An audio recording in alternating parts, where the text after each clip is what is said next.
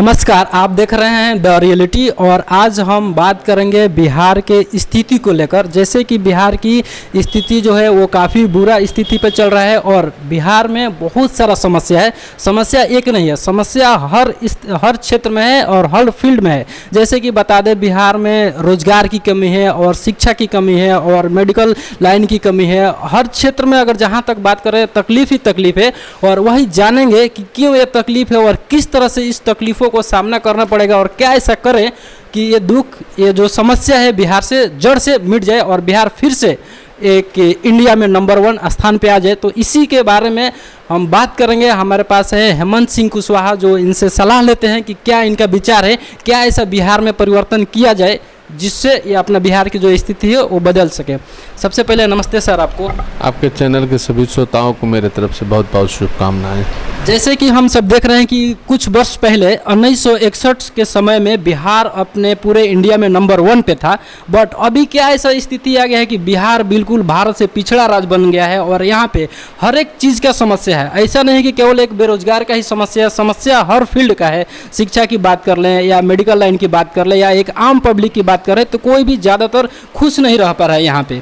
तो इसको जड़ से निपटाने के लिए, जड़ से इस समस्या को समाधान करने के लिए क्या करना पड़ेगा बिहार के नागरिकों को?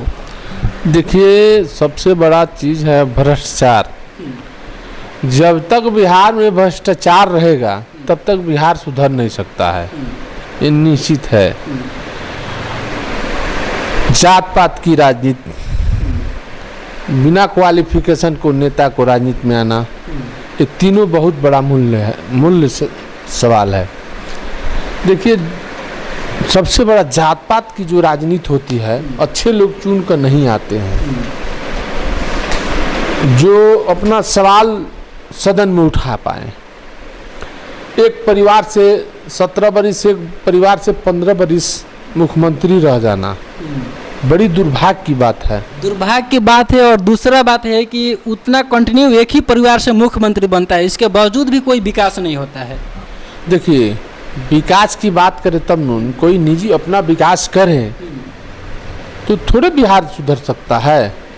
हाँ, जब तक निस्वार्थ पॉलिटिकल लोग नहीं आएंगे तब तक बिहार की विकास संभव नहीं है।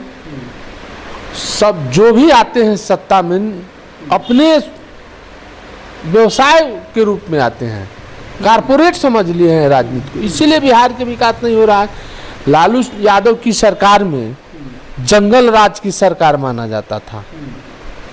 जंगल राज के खिलाफ कर नीतीश कुमार जी ने सत्ता में आए और कुछ दिन सही चला, उसके बाद नीतीश कुमार फिर उसी जंगल राज के साथ चले गए। फिर पुनः गठबंधन नीतीश कुमार जब किए हैं, फिर से वही स्थिति आ गया है अपने राज्य में। बिल्कुल हाँ।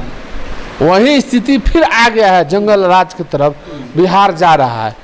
और शिक्षा की बात करें तो इतना माने खत्म व्यवस्था है शिक्षा का। अच्छा शिक्षा देने के लिए, बच्चे को अपना भविष्य बनाने के लिए बिहार छोड़ के दूसरे प्रदेशों में जाकर शिक्षा को ग्रहण करना पड़ता है। ये इतना हमारा बिहार पीछे है शिक्षा में। अगर पीछे नहीं होता तो हम हर गांव, हर इलाके के बच्चे बाहर, पटना से बाहर जाकर पढ़ रहे हैं। अगर इलाज कराना हो तो अच्छा इलाज के लिए बाहर जाना पड़ेगा।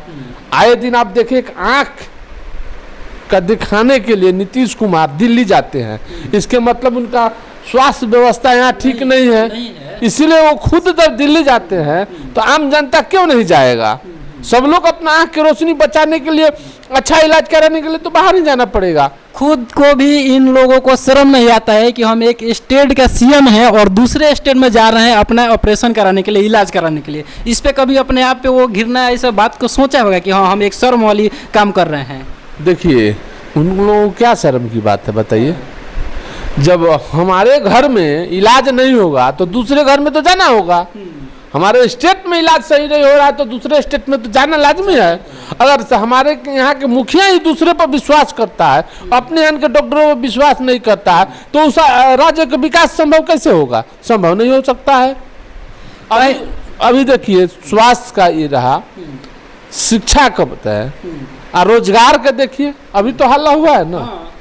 वो तो हम हमेशा देखते हैं। जैसे कि बात करें अभी फिलहाल हम बिहार के सिवान शहर में हैं, यहाँ पे आप देखेंगे मॉर्निंग पे तो हर एक चौराहे पे 50-50 मजदूर लोग खड़े रहते हैं रोजी के लिए।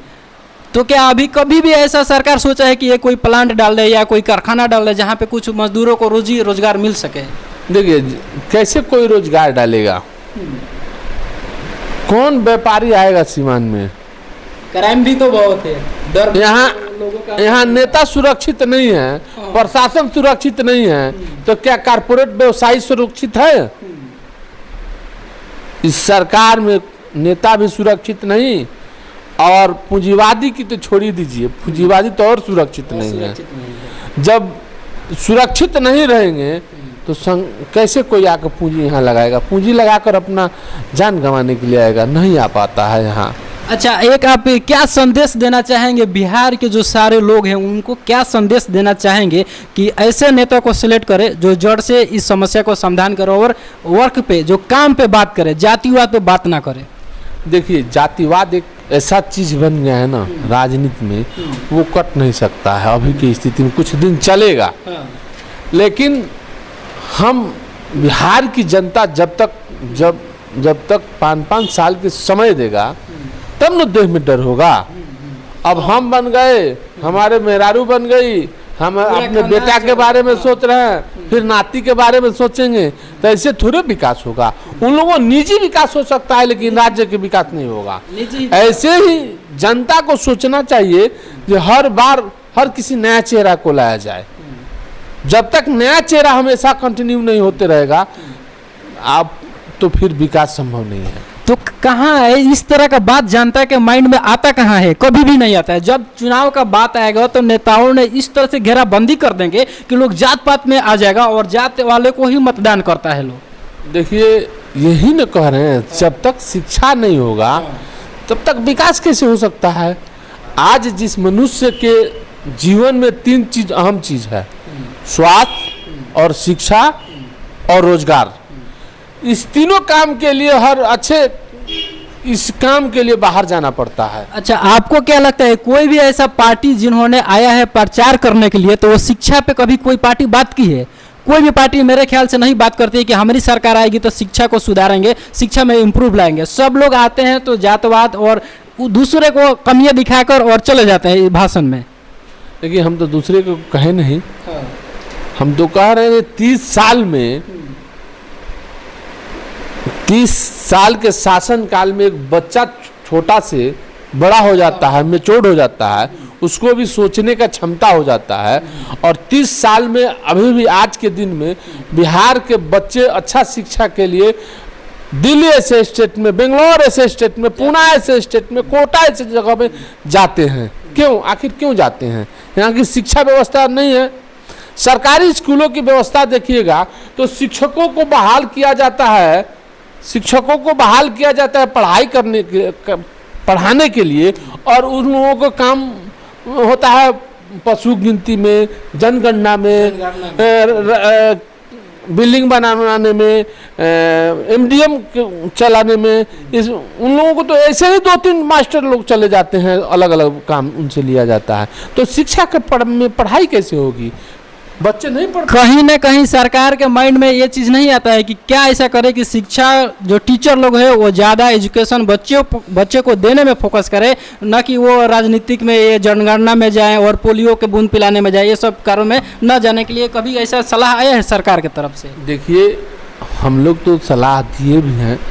हम काफ़ी दिनों से शिक्षा के प्रति लड़ाई भी लड़े, शिक्षा और स्वास्थ्य और रोजगार के लिए। क्लोजियम सिस्टम के भी खिलाफ लड़े, हम लगातार लड़ते रहे। ये 3-4 मुद्दा है, मनुष्य के जीवन के सबसे मूलभूत सुविधा है, मूलभूत व्यवस्था है। इस व्यवस्था के बिना जीवन अधूरा रहता है, और यही व्यवस्था से मनुष्य की विकास होती है। यही नहीं है तो क्या हमारा बिहार का विकास संभव होगा? जब तक बच्चे शिक्षित नहीं होंगे, रोजगार नहीं होगा, स्वास्थ्य ठीक नहीं होगा और न्यायपालिका सही नहीं होगा, तब तक हमारा विकास कैसे संभव होगा? विकास संभव हो ही नहीं सकता है। जैसे कि अभी आप लोगों ने सुना, ये हैं हेमंत सिंह कुशवाहा। इनका कहना है कि बिहार को सुधारने के लिए सबसे ज़्यादा महत्वपूर्ण है एजुकेशन, शिक्षा। अगर शिक्षा में बदलाव आएगा, बच्चे पढ़ेंगे, जानेंगे, समझेंगे, तभी वो समय आने पे कुछ अच्छा निर्णय ले सकते हैं। तो इसके लिए बिहार के सभी नागरिकों से एक आवेदन है कि ज़्यादा से ज़्यादा अपने बच्चों को शिक्षा देने की कोशिश करें, ताकि आने वाले समय में अपना बिहार का स्थिति सुधरे और एक अच्छा राह पे बिहार जाए। जय हिंद।